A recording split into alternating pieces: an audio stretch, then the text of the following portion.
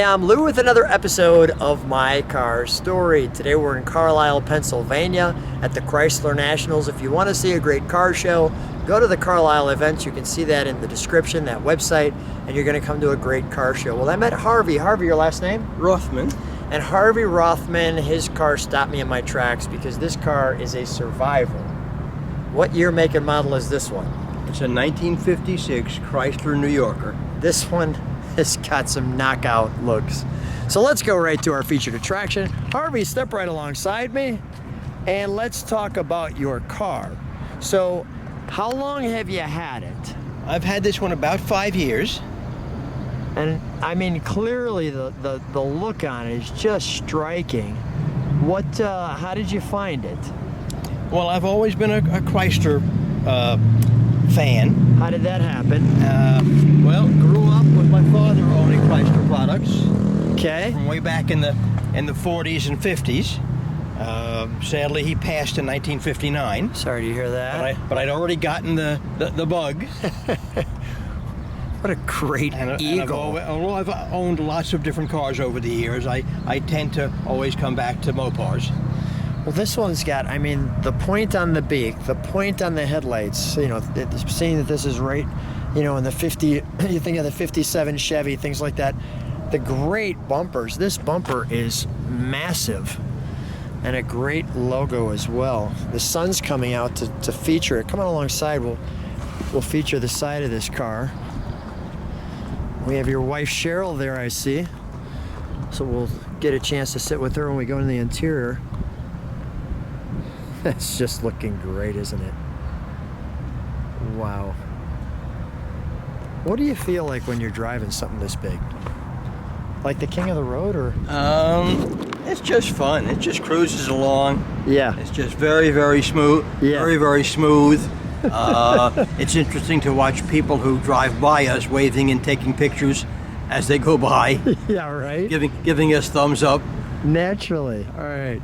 So we've got the New Yorker emblem here as the sun comes out to feature your car. We have this great hubcap here. Tell me what these are. That's the inlet vent for the air conditioning. It says Newport here. It's a Chrysler New Yorker Newport. Got it. They made two versions, the New Yorker Newport and the New Yorker St. Regis. The only difference between the two is the Newports were two-tone paint and the St. Regis were three-tone paint. Okay. Other than that, same engine, same options. Everything the same. Here's obviously where our fuel goes, like so. I like how they did that with the sculpting. Take a look at the back of this car. That's wonderful tail fins. And as we look at that air conditioning, I'm just noticing, we'll show it since we've got the light here. So you've got your scoop here, the air conditioner's in the back, your ventilation in, and your exit of your air conditioning there, and a speaker in the middle, correct? Correct. Beautiful. Let's take an overall look at the back. Step back for just a minute with me, and we'll take an overall look at the back of this car so you can kind of take in that. Wow. All right, let's open the trunk, shall we? We have the Highway HiFi there. So your 16 2/3 records go on there. This light button there, when you turn it on, and it plays slowly there. This brochure, which I'm being very delicate with, let me just move that back a tad, is the actual Chrysler New Yorker book from '56. America's most smartly different car.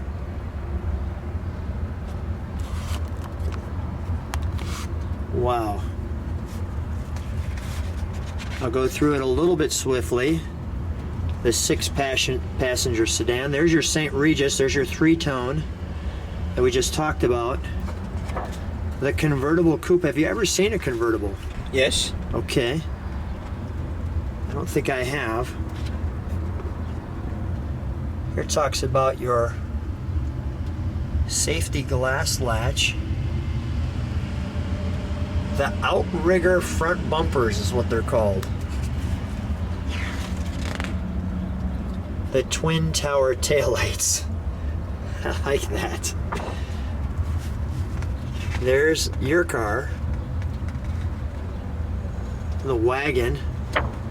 The wagon is just short of a bus.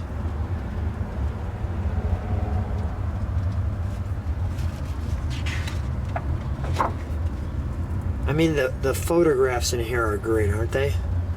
Yes. Here's your Highway HiFi. Forget the sun. Up they go. And your specifications.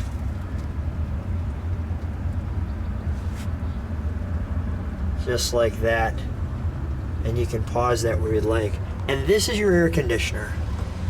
Notice the size of that. First of all, I'll get a close-up there on that. You can probably see the serial number. And you can see how that goes like so. Great stuff. All right, we'll close that. And we'll open up the door. We'll show the interior.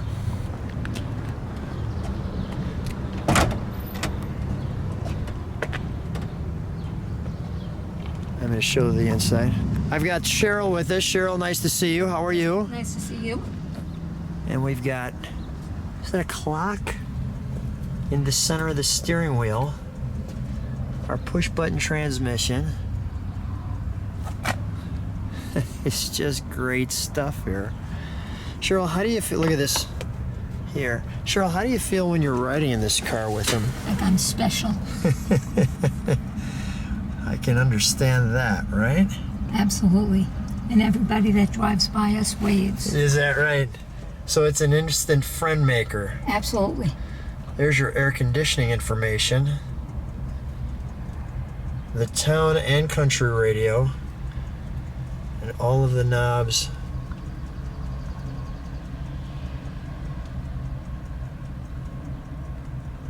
Did you have any reservation when he brought this home? No. It's just a great car, isn't it? Yes. Yeah. All right, I'm gonna keep taking him and we're gonna open up the hood. All right, let's take a look under the hood. Look at that entryway. And even the back seat. There's, by the way, your ports and your roof liner. All right. Getting just a tad bit of rain, but it's like a sun shower right now, so I'm sure it's passing.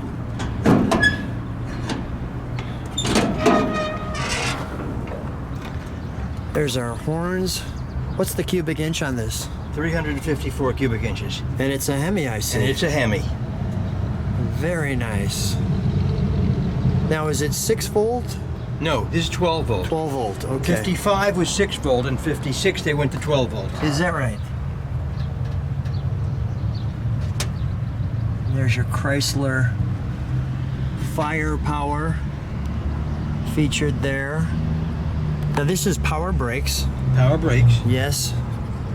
I'm just gonna come over here, feature some of this. Now, is any of this connected to the air conditioning? Yeah, this is all part of the air conditioning. Okay. This here. Right. All these hoses. And they go all the way through the car. Here's our Chrysler Firepower on this side. There's part of the unit as well. Wow, and this big fan shroud front. Is there a tag? I see some writing here. That's interesting. Yeah, tell me what that is. We don't know what that is. It looks like it may have been the original owner. 2256. Yeah, maybe. That would make sense, right? And there's another interesting item about the air filter on this thing. Yeah. Is what's called an oil bath air filter. It's not a paper element in there. There's actually oil in there that acts as a filter. And how does that operate? How do you change that? You can take it off and dump it out and, okay, and wash it out and change it. Got it. Beautiful. What's this right here? That's an extra fuel filter that I put in. Got it. All right. So that's to That's make not sure, original. That makes sure that it gets going. Okay. Yeah. All right. Well, let's fire it, shall we?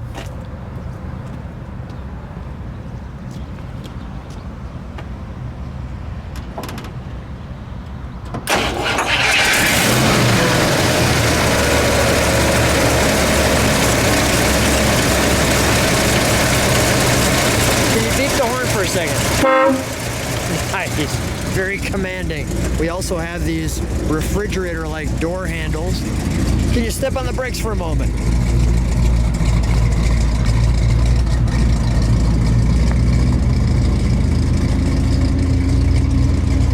Chrysler scripted. I'm gonna listen to it idle. Let's give that a rev, please. Harvey, give it a rev.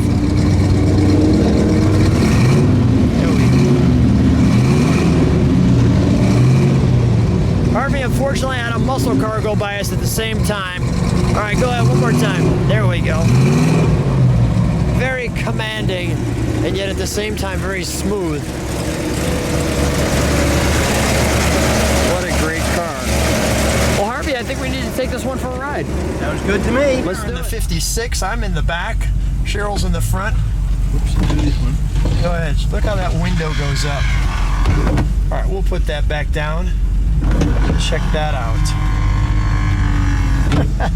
That's pretty mechanically cool. All right.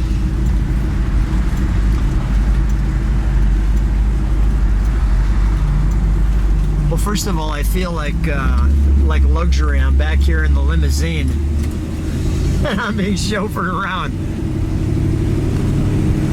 This is good stuff. Harvey, how's it feel driving it? Oh, it's wonderful. It's just so smooth. Tell me about that clock in the center. Is that self-winding, or how does that work? It's self-winding. I'm gonna make Right here, there. Yeah, that's a stop sign. Oh, Yeah. So it is self-winding. It Does is it actually still work or no? This one's not working. Okay. I have to send this out to get it working. Okay. There's a couple of little odds and ends on the car that need to be done. Mm-hmm. Well, that's part of the car collecting community. Is there's little stuff that we need to kind of do, right? Yeah. Now, all those gauges and things in the center there, are those? What are those knobs for? These knobs, lights, wiper, a cigarette lighter. Okay. Panel lights for the dash lights. Yeah. And then I forgot what the last one is. What does it say on there? Oh, dome light. Okay, got it.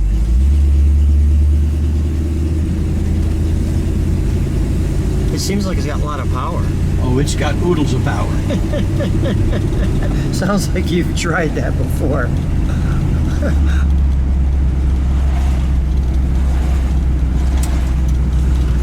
I mean, Chrysler is notorious for its Hemi motors. Yeah.